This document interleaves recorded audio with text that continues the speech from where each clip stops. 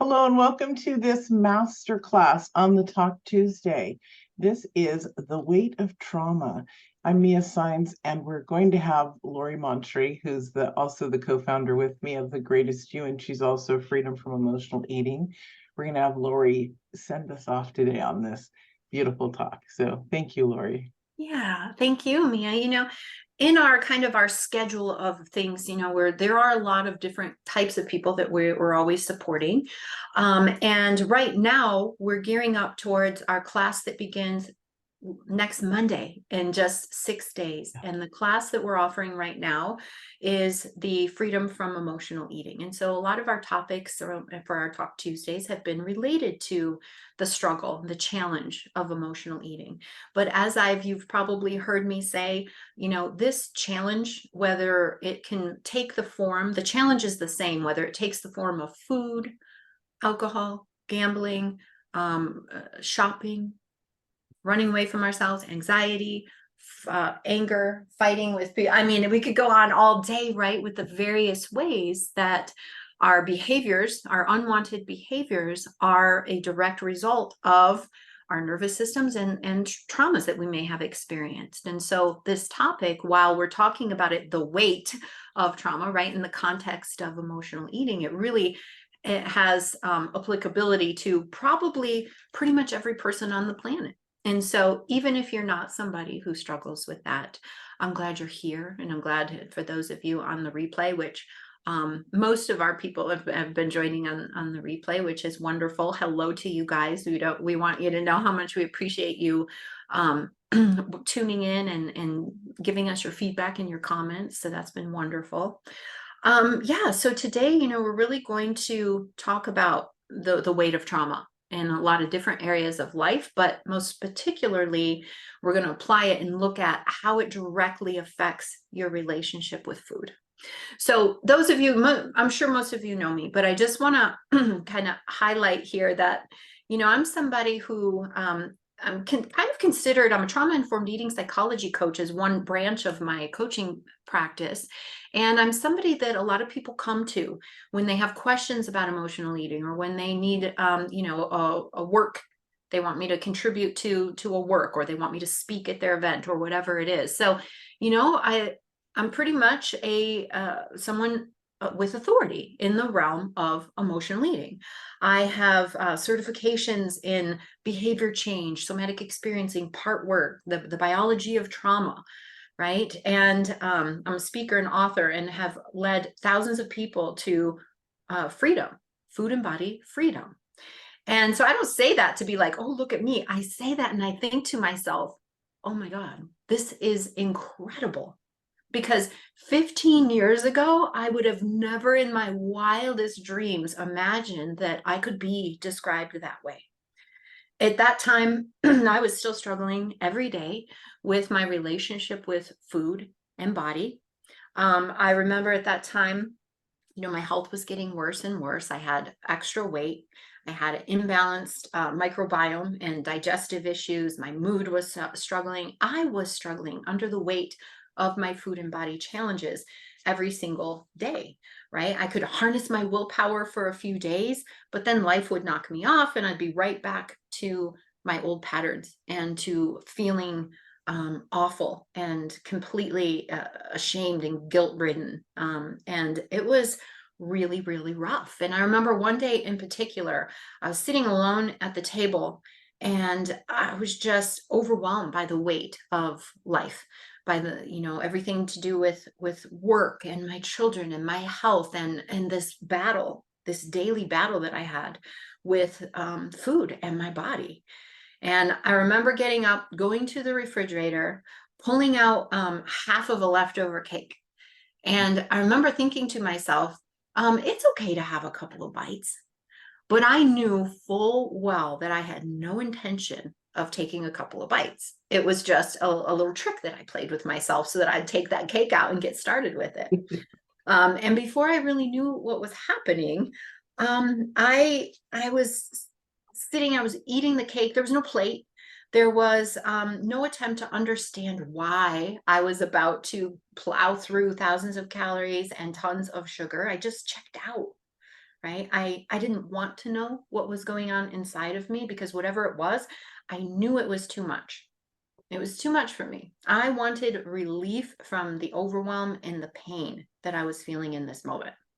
And this is a behavior that I had done regularly for over 3 decades. It started when I was around 4 years old after experiencing a traumatic event. And in that moment with the cake, all I knew was I was betraying myself again. I was literally hurting myself. And yet at the same time, it was the only way that I knew how to help myself. But this time with the cake, it was just a tiny bit different than all the times that I had turned to food before in order to bring myself a sense of peace, comfort, and relief. Because this time I asked myself a really simple question. And that question, it was so simple, and yet it opened the door to more questions and then ultimately to some answers. And that question was, what if I didn't need this cake right now? And the question was simple but powerful because it allowed me to see something beyond that moment. It allowed me to recognize that I truly felt like I needed that cake, right? I wasn't eating it because I was a gluttonous pig that had no willpower. I was eating it to meet a need. Now, granted, the cake was a totally maladaptive way of meeting my need, but it sure as hell was a lot better than nothing, right? And even though I asked that question, right, I still finished the entire half cake. I still felt physically sick, grief and guilt ridden, horribly ashamed of myself. But I had cracked the door open just enough with that simple question to begin asking more and more questions. And those questions led me on a 6-year journey in which I devoured information, research, courses on the topic of emotional eating, behavior change, and neuroplasticity. I studied for over 2 years to become a Nuaria method trainer and mentor, which taught me the latest understanding in behavior change and neuroplasticity. And I later went on to become a somatic experiencing practitioner, and I've studied with some of the most incredible minds, literally, in this country, in the world, to understand trauma more deeply and learn about the biology of trauma, what happens physiologically when we experience trauma. And as I applied everything I was learning to my 30-year dysfunctional relationship with food, I was able to find food and body freedom. This was something I never imagined possible. My whole life changed, and food became a nourishing friend instead of a source of despair and heartache. And so, over that time, I developed and learned to develop trust in myself as I gained control over my choices. And at that point, I knew I needed to leave my career as a lawyer to dedicate my life to helping other people find their food and body freedom. It took me a really long time to overcome my challenges because emotional eating is a multifaceted challenge. And if you don't have all the pieces working together, you're not going to be able to change this long held pattern. Emotional eating is also a really difficult challenge to overcome because you have to eat. It's not like you can take all the food out of your house and swear it off for good, right? I don't want it to take anybody else years to make real change, or worse, to stay stuck in that despairing cycle of emotional eating. So I've worked really hard to develop a course that could bring together all of those necessary pieces, and that I've discovered so that you can overcome emotional eating once and for all as well. So today I want to share a little bit with you what I learned, and most specifically, how trauma impacts our relationship with food. And then I have an offer for you that you can take this information forward and really start your journey to food and body freedom as well. In this masterclass, I really want you to walk away with an understanding of how trauma has impacted your life, and with respect to your relationship with food, but in a lot of other ways as well, because it's never just one avenue that or one area of life that trauma affects. It's literally every single aspect of who we are has been affected by the traumas that we have experienced. I'm not going to teach you how to control yourself, how to white knuckle through triggered experiences, because that's not freedom. Freedom is not thinking about food or whatever it is for you: smoking, drinking, shopping, scrolling, gambling, whatever it is. That's not freedom, right? Not even thinking about those things. That's the freedom that I want for you and that's available to you. So let's start, and I want to encourage you guys, send chat in the chat, put your reflections, your aha moments, your questions. Mia's going to help me with that, because I'm not good at thinking and looking at the chat at the same time. But let's use the chat and make this a little bit more interactive, and also we can guide the conversation a bit if there's some questions or anything that you guys want me to address specifically as we go through the material. So again, let's start with a little bit of background on trauma. You know, traditionally we're taught that trauma is only experienced in really catastrophic events, living in a war zone, living through a natural disaster, being a victim or witness to emotional or physical abuse.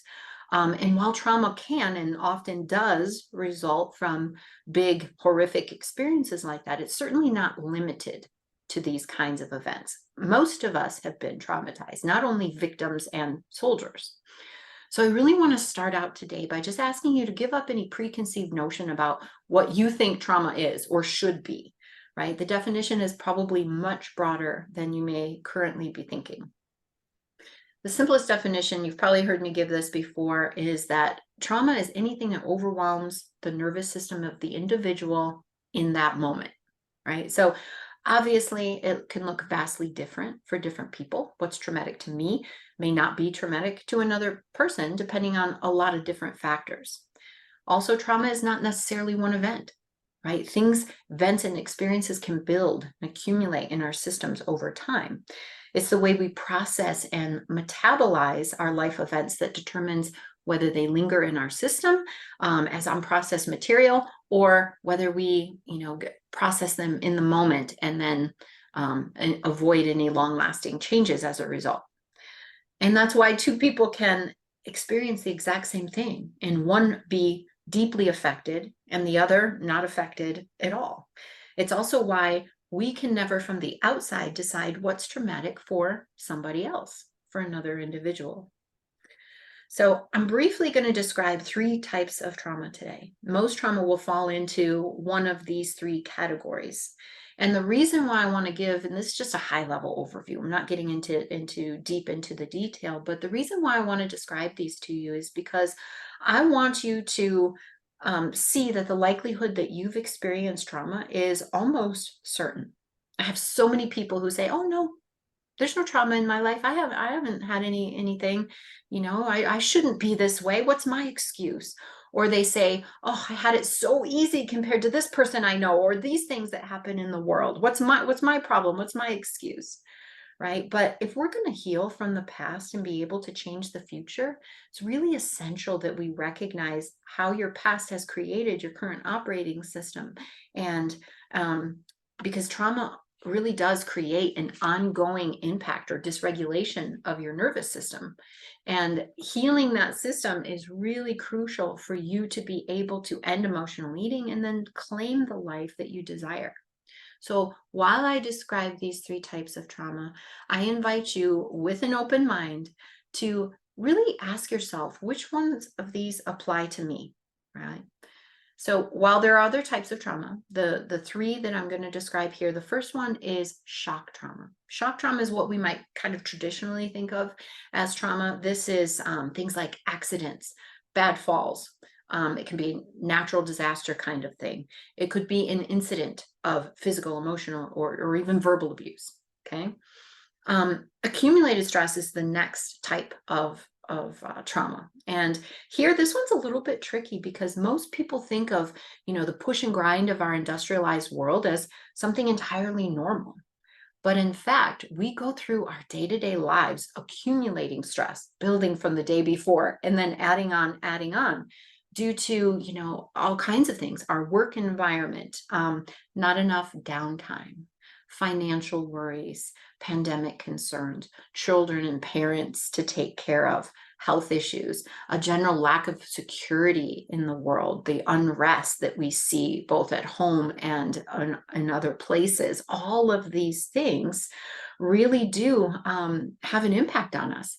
And then combine these accumulated stressors with our ever depleted food supply, not getting enough sleep, living in an environment full of toxins, right? And all of this becomes more at some point than our system can handle. Gabor Mate's newest book, his latest, The Myth of Normal, is a really beautiful approach and understanding of this topic. The fact is, there's just a lot pushing and pulling on us every single day, and there has been for a long time, right?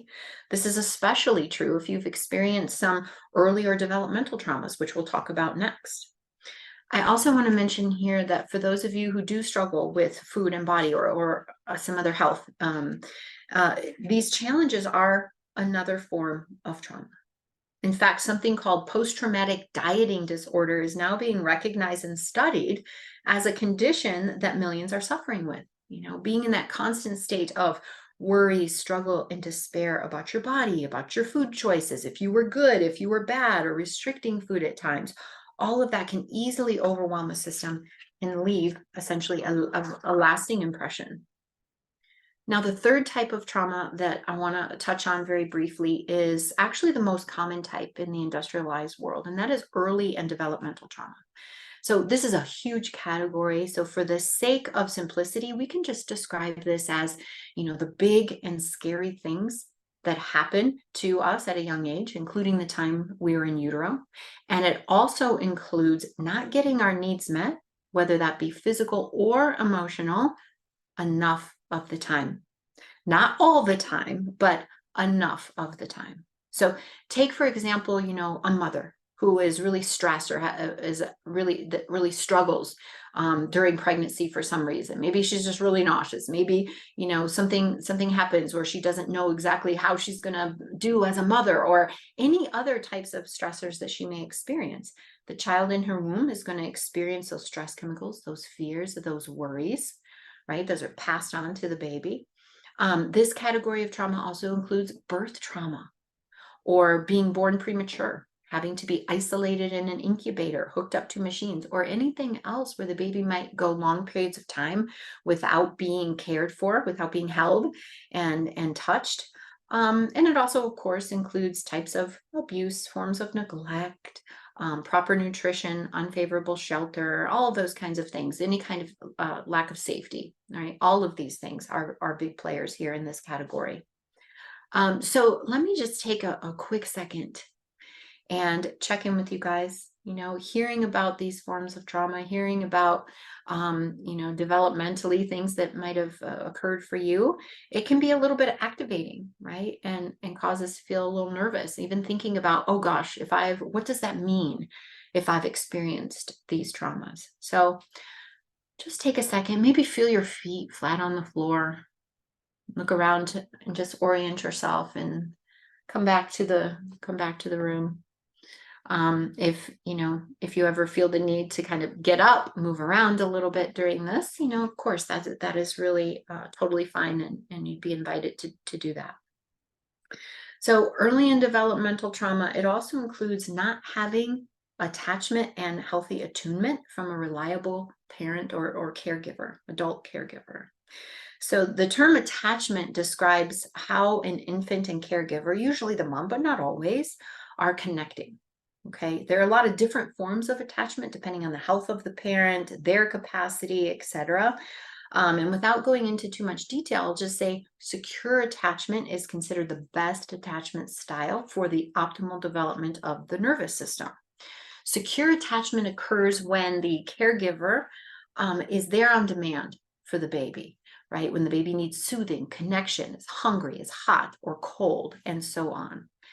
And when the baby's needs are met in this safe, secure, and loving environment, the baby forms a healthy nervous system. See, because it's through secure attachment that we learn to calm down first through the actions of another person, and then eventually through our own actions. This self-soothing and self-regulating, self-attunement is a learned behavior. It's not something that we were born with. It's not something that we're able to provide for ourselves as infants and young children. So not having at least one attuned and healthy caregiver in our life creates a high level of survival stress in an infant. This early dysregulation of the nervous system is going to go on to create physical and emotional difficulties throughout the person's life.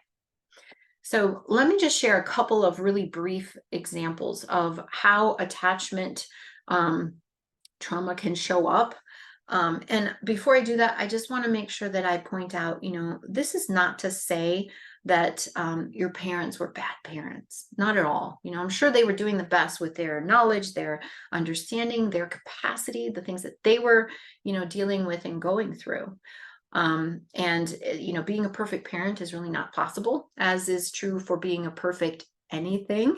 So we aren't talking about these attachment traumas or any of the other traumas in order to blame your parents or to make you a victim, right? We're just really talking about them because they very likely at some level happened to you.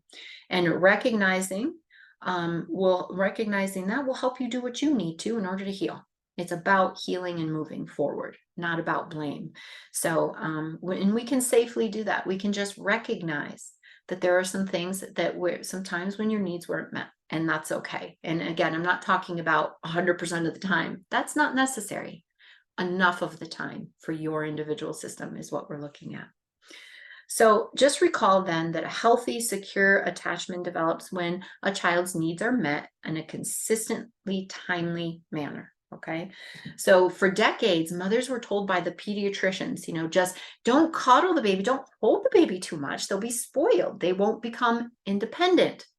And when the baby wakes up at night, you can ignore those cries and pleas for help, and that will help the baby, train the baby to sleep through the night, right? That was what parents were told, and maybe in some cases still are here and there.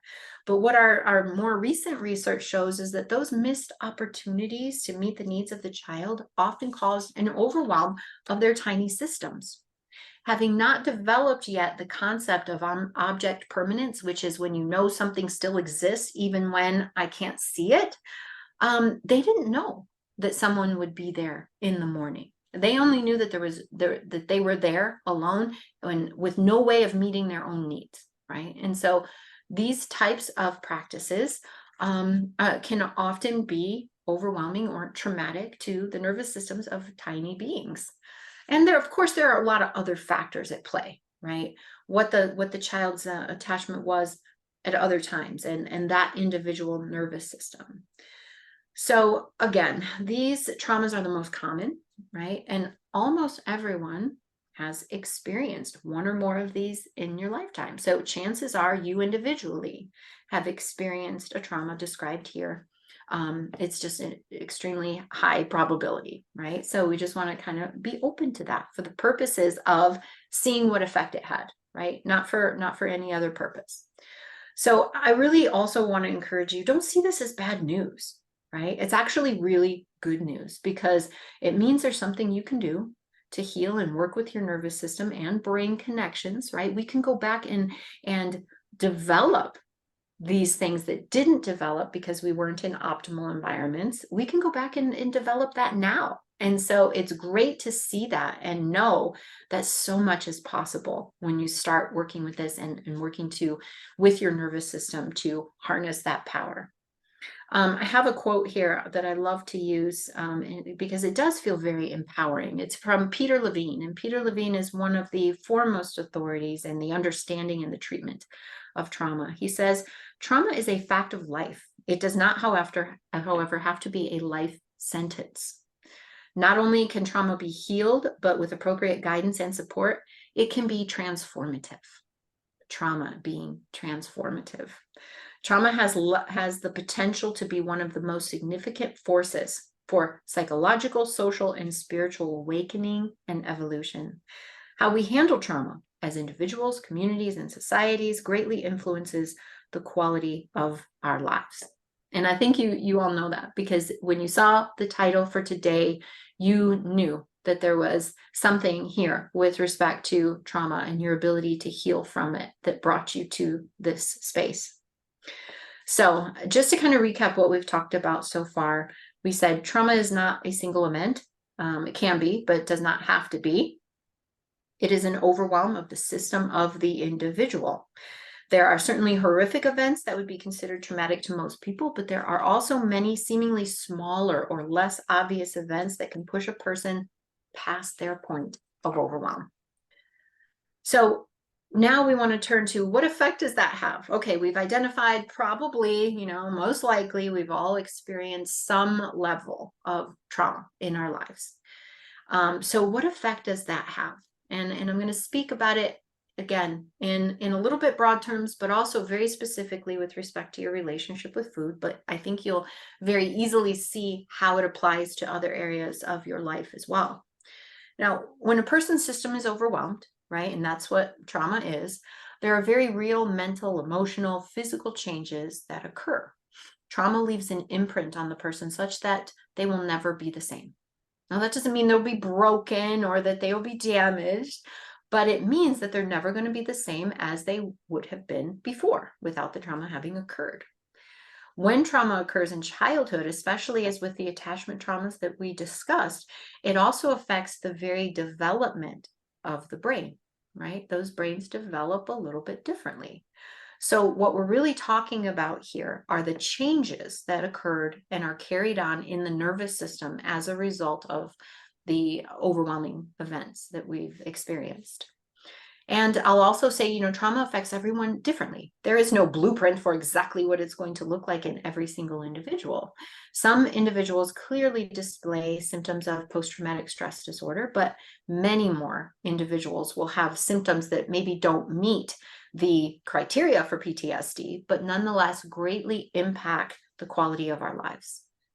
Now, I could go on for days and days about the research, and the book that I mentioned by Gabor Mate is a wonderful resource if you're curious about that.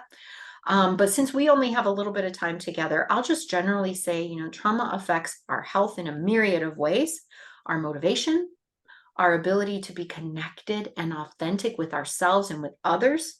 It affects our relationships, our ability to concentrate, to learn, to work, our ability to make conscious choice, and a lot more. Healing is greatly delayed and sometimes even impossible when our systems are impaired by trauma. So with all that in mind, let me share with you some of the reactions that come from having experienced a trauma. It isn't that every person is necessarily going to experience all of these. Some may be more prominent than others for you. And there are a lot of nuances that fall under each of the categories that I'll describe, and they also overlap a lot. So as we're talking about one, we're talking about the other. It almost doesn't make sense to break it out and talk about it in different ways, but for the sake of, gaining some knowledge and understanding, we do that, but understand that it's all crossover. So it's not that we can just say this particular response is encapsulated here on its own. They're all very fluid. So in response, the first one is disconnection with self. So in response to trauma and in coping with some of the unpleasant feelings that may persist afterwards, many people shut down the brain areas, specifically the medial prefrontal cortex, that transmits those uncomfortable feelings, which, wow, what a great idea, right? That's brilliant, a brilliant survival mechanism. The problem is that those brain areas also are responsible for registering the emotions and the sensations that make us who we are and give us an experience of being ourselves. In an effort to shut off kind of terrifying sensations, right? Some people essentially deaden their capacity to feel many other emotions, or at least greatly deaden, feel them on the same level. So they're dampened. And this shutting down is thought to be a reason why a lot of traumatized people lose their purpose and their sense of drive in life. And also, many traumatized people are unable to describe what they're feeling.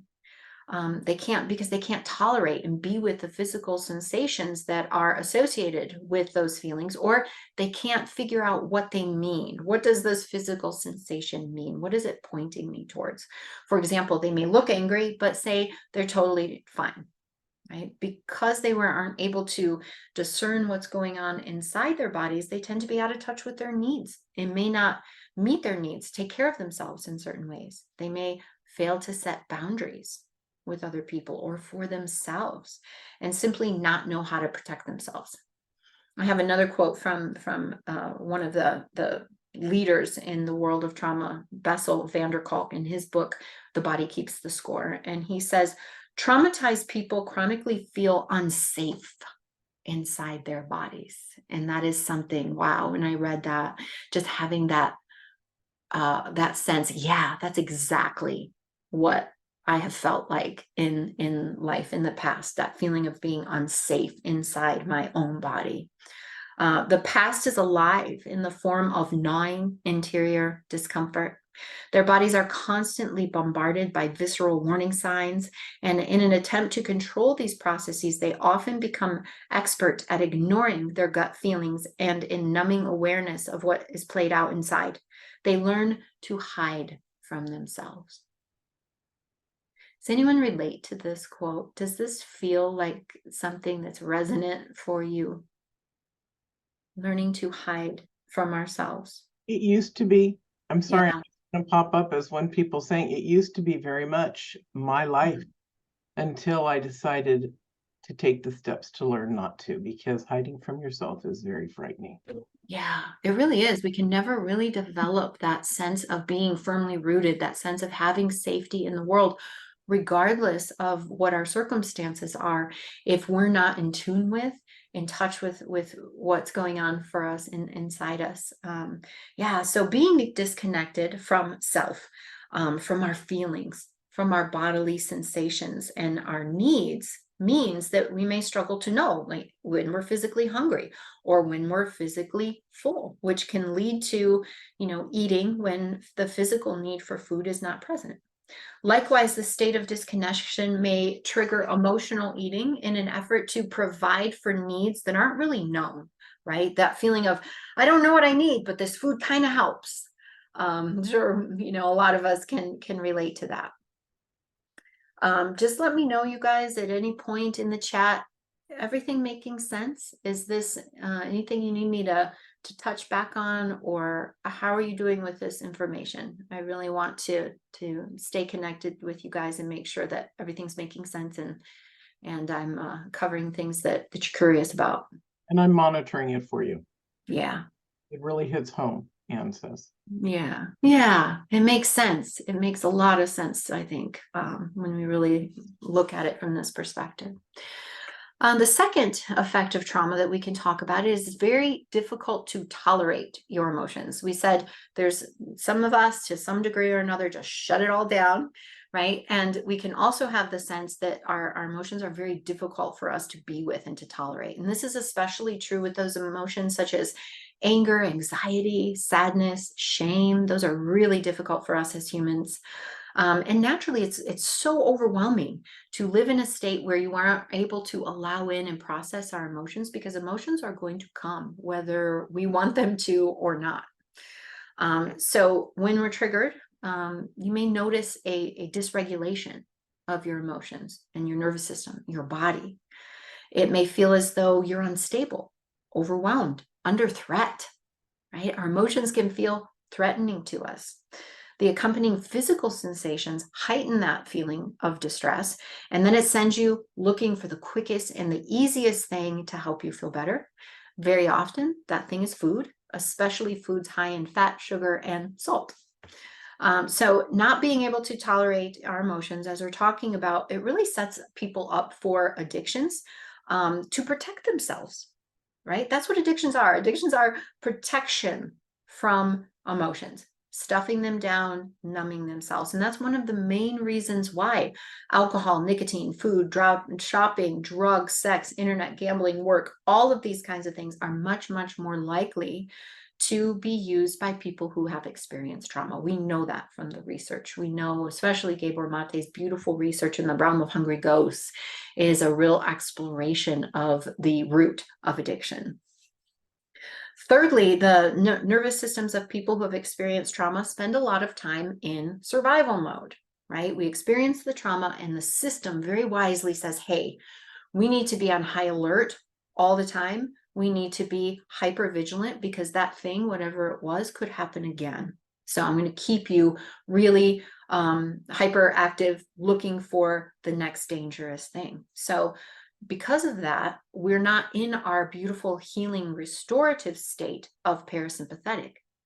And that means that we're going to have a lot of chronic illnesses and other health concerns. Among the list, which I could go on all day, are fibromyalgia, chronic pain, irritable bowel, Crohn's, autoimmune, migraine headaches, severe PMS, chronic pain, anxiety, depression. All of these could be linked directly to trauma, and many more as well. So think about that. When we have illnesses of the body, it's a lot harder to stop using food because it's a quick and easy way to feel better, and we don't have a lot of energy for anything else, and we have a high sense of need, of wanting comfort, wanting relief in any form that we can get it. It also makes it a lot harder to find the energy to do the kinds of things like meal planning and prepping and those kinds of things that make healthier choices easier.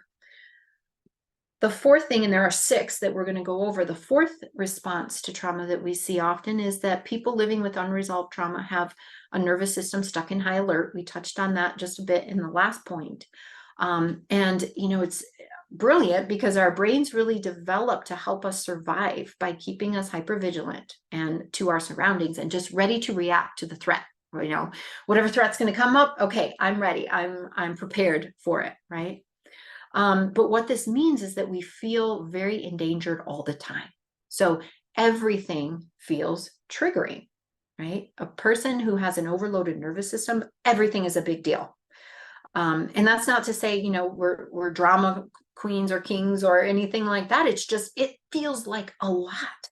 Things like, needing to step on the brake quickly. That can be something that really impacts us in that, we feel for a long time.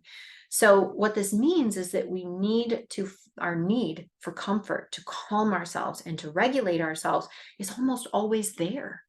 And so food is a quick and easy way for us to do that because we're in that state of needing something to calm down and regulate much, much of the time. The fifth response is that our brain structures, those of us who've experienced trauma, our brain structures are different in ways that bring challenges in judgment, impulse control, and some other higher brain functions. Part of the reason for that is that the stress hormones that were present at the time our brain was developing in these areas, cause parts of those brains with those higher brain functions to develop less than optimally. So this explains why you want to make a different choice when it comes to food or anything else. But when you're in the triggered moment, it doesn't feel like you have a choice, right? It feels like the only choice you have is to do what you've always done, follow your autopilot, your old pattern, and eat the food or do the thing, right? That's why. When your nervous system is on high alert, your survival system, your limbic system is running the show. Okay, you've switched. You're not operating from your prefrontal cortex. You're operating from your primitive limbic system. And that's why if this system is only concerned about your survival in the next 2 minutes, literally in the next 2 minutes, it's not concerned about how you're going to feel in an hour. And it just wants to make sure you're alive in an hour. The limbic system doesn't have access to your good ideas, to your long-term goals, to your creativity. And if your limbic system is driving the bus, your bus is headed straight through the drive-through every single time. Without access to the flexible, active prefrontal cortex, which I refer to as the higher brain, we become creatures of habit, right? We're just involved in that default system, that autopilot that we all are probably very familiar with. Conscious choice, invention, innovation, discovery, wonder, all of that is lacking when we're being driven by our survival system. When the nervous system, contrasts that to when our nervous system is in the beautiful parasympathetic state of calm and alive, right? That's when we have access to our executive capacities of the prefrontal cortex. And it enables us to observe what's going on. Oh, I'm feeling triggered because of this. Predict what will happen if we act in a certain way, and then make a conscious choice, right? With mindfulness, with feeling like it's coming from our authentic place, as opposed to must eat the half cake now, right? Being able to really objectively notice what's going on, notice your thoughts and feelings, take some time to respond appropriately to yourself, figure out what the need is and meet it. These are all beautiful functions of the higher brain. But in people who have experienced trauma, the critical balance between that alarm sounding amygdala of the survival brain and the prefrontal cortex, it shifts radically. And that's why people who have experienced trauma have a lot harder time controlling their emotions and impulses. It's all makes perfect sense. So really just to kind of summarize it in one sentence, because I know we're covering a lot here, but just to summarize it, when your nervous system's on high alert, right, your survival system's running the show. And this system operates on autopilot, okay? It's always going to take you down the quickest, easiest path to feel better, right? It's your survival system that's using the food. When you're emotionally eating, you know that's your survival system is kicked in and is running the show, right? Because it's your higher brain that knows that you have a different choice and can do something other than the food. We just have to get you reconnected with that, which is not as hard as you may think. Finally, traumas affect how you see the world and your future.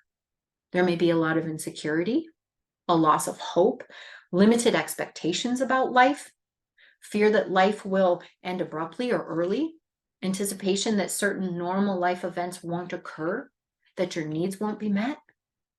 Okay. It's very common to have feelings of insecurity, of shame, guilt, self-doubt, which in turn can lead to, that feeling of being depressed. It can also lead you to feeling bad about yourself in general, and especially about your weight and your body. Many people who suffered, we'll say, less than optimal childhoods have self-esteem issues. And this is especially true for people who suffered neglect at the hands of a caregiver or someone that they loved, right? The young child mind tries to make sense of this situation. And rather than blaming the grown-up who they might look up to or that they rely on for their survival, they'll take it on, and it feels much safer to find fault in themselves, right? To make themselves the problem.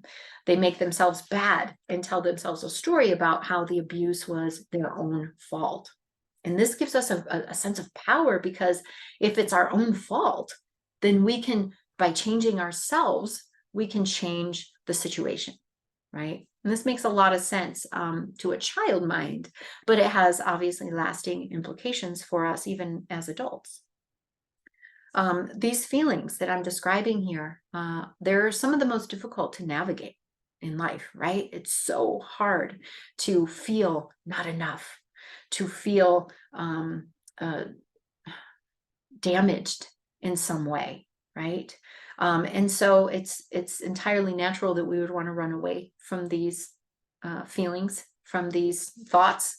And of course, one of the most common, easiest is food. Food really can become a replacement for the love and care and concern and comfort that we so long for, and that's essential to our life, right?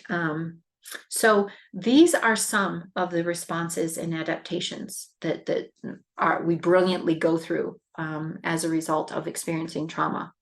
And although emotional eating is a maladaptive way to meet our needs, it really does make sense, right? Even though it doesn't serve us in the long run, it's about getting a need met. And that goes back to that question that I asked myself: what would it be like to not need this cake right now? That realization that this was something that we very much need. Doesn't mean we have to keep doing it and that there's not another way to meet our needs, but it makes a lot of sense. And I really hope that you can look at that and say to yourself, I can let go of some of that shame that I may be feeling about my behavior, because it really isn't about anything else than not knowing what other ways you have in order to meet your needs. So, as we talk about this, it's very easy to see, we have a harder time with impulse control, with regulating our emotions, with self-soothing. And when we're on high alert, our lower brain or our survival brain is going to just take us down the quickest, easiest route. Okay. That's a summary of what we've talked about today. And of course, I want to make sure that you guys have the opportunity to ask questions. But if we're finding ourselves in triggered situations all the time, which cause us to turn to food in order to get ourselves feeling okay again, in order to bring us some sense of well-being, then we have to look at the root of the problem, right? Control is not going to be effective. You probably know that. You've probably tried that for a while. And it's not an effective way to solve this problem. But what is effective, and one of the biggest keys to overcoming emotional eating, is healing past trauma and starting to heal your nervous system so that you no longer are operating from your survival brain, but regain access to the brilliant version of you, the version, your prefrontal cortex, that has ideas and can see solutions beyond the triggered moment. Being stuck in survival as a result of past traumas is why you feel like you're on autopilot without the ability to make a choice about reaching for the food. It's why I sat at that table and ate half the cake without being able to stop myself. It's why 30 minutes after eating food, you're sitting back wondering, why the hell did I do that again? Even though I know I don't want to, right? And you probably feel like you weren't really there in the experience. And that's true. Part of you, right, your higher functioning self, wasn't there, right? It just wasn't on board. So how are you guys feeling about all of this? Does any of this come as a surprise? Does any of this, things start to make a little bit more sense? Why maybe you haven't been successful, with trying other things to end unwanted behaviors? First of all, let me ask, is there anybody here who has worked on trying to overcome an unwanted behavior or emotional eating? May I also give you a question in the chat, please? And it sort of is what you're asking. Awesome. It's from Aubrey. So what if someone doesn't turn to food when in comfort, per se, but more shuts down and be paralyzed? Yeah. So Yeah, exactly. And that is absolutely one of the responses, right? That's kind of that disconnection that I talked about originally, that shutdown. What a brilliant thing, right? Because if we're being presented with threats and danger, getting into that position, that shut down makes so much sense, doesn't it? And the roots are really the exact same, right? This is just one more of the responses, and learning to be able to tolerate more, and not shutting down, but doing it in a way that feels really safe, is one of the most important keys to start to re-engage with self, start to re-engage with life, being able to be authentic and connected in your experiences without feeling that sense of threat. Is absolutely, what it is that we're talking about. And as I said before, I was describing these 6 different responses. We can all do things that are a little bit different in response to trauma, right? Some people get really, I have clients who, like, everything makes me really mad, and I have these outbursts and I go straight to anger. Even though I know that I'm not really angry. I'm really have these other things, going on. But that's how I cope with it, or that's how I protect myself, is by getting big and angry, right? And then we have other people who, I'm just going to go along with the crowd.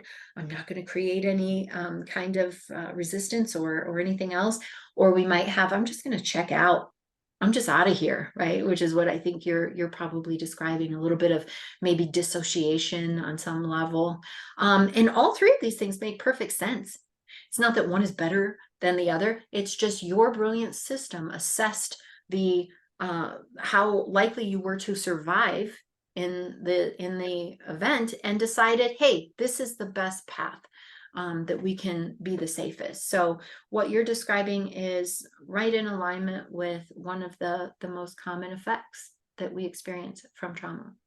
And so learning to harness the power of your nervous system, right? Learning to create safety for yourself and regulate your nervous system so that you have access to your beautiful, brilliant prefrontal cortex. That's the name of the game for all of us. Whether it's we want to stop emotionally eating, we want to stop shopping, we want to stop gambling, we want to stop gaming, we want to stop scrolling, we want to just be present in life, fully showing up as our greatest selves, and taking on life in the way that we really want to, and the people that we are. So does that answer your question, Aubrey?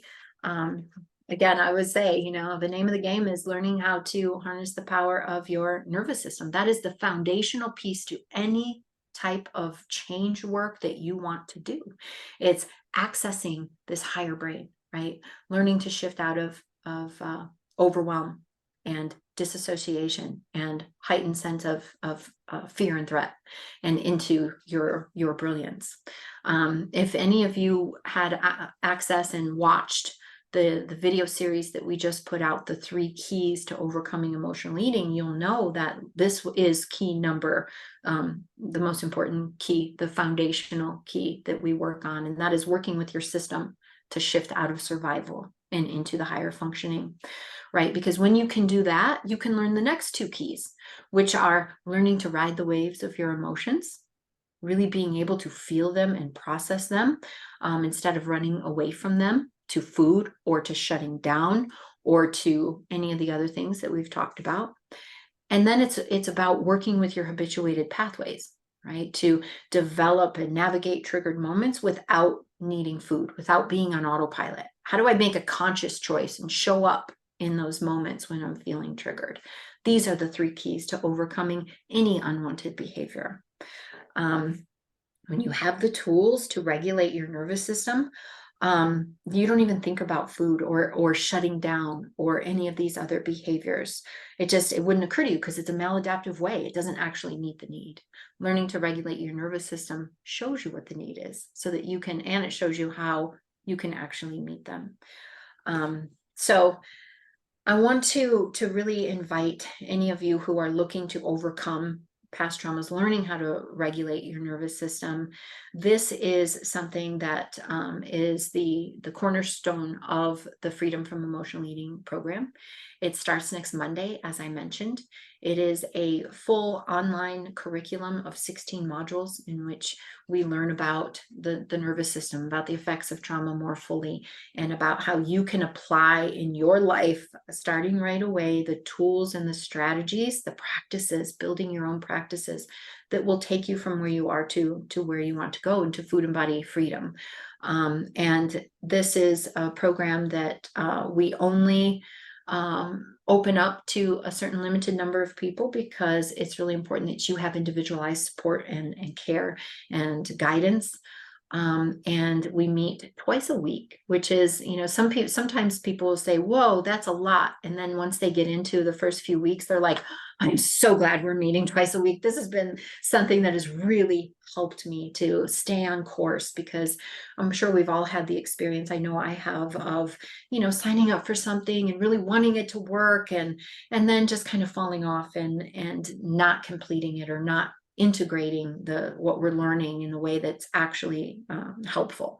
And so this program is very much designed for people who have that, some trauma in their background and are feeling that level of overwhelm already, right? Yeah, so I'd love to see if there are any questions, either about the material that we covered or about the program itself. I'd be very happy to stay on and answer some questions. As someone steps forward, I'd like to just quickly go over the things I put in the chat for you all, so you know it's there. The freedomemotionaleating.com is there, which is the course Lori's talking about.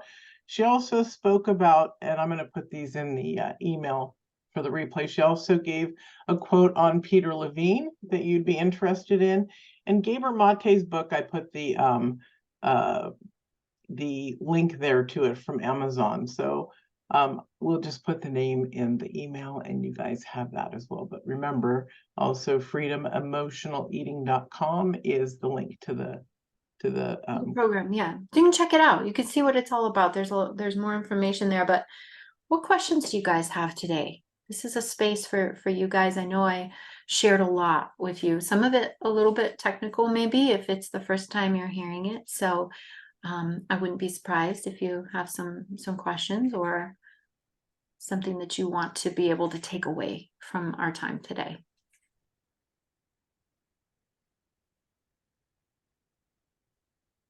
As always, me and I, we put this information out there, and we really want to support people, especially those people who are, showing up and being in this space and in this community. So if you do have questions as you're kind of assimilating this information and something comes up to you, you have some questions, you can reach out to us by email or through the Facebook community. Can I give a little, just a little shimmer of a moment that's coming to my head, just to support people? Absolutely. There How was wonderful. there was a point, thank you, Lori, where I was dealing with, and I'm going to be in this class too that's coming up because I can learn so much more.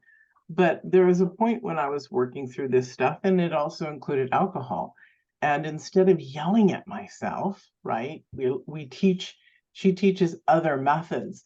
I got to a point where I could actually be gentle and kind. And then everything opened up where I could see what was happening. This was years ago, but still, it opened up so I could see that I was not a scumbag. I was not a horrible person because I was having frustrations with this. So the tools and stuff actually turn and shift your life around into the place where you learn how to be loving to yourself and kind. Your So whole important.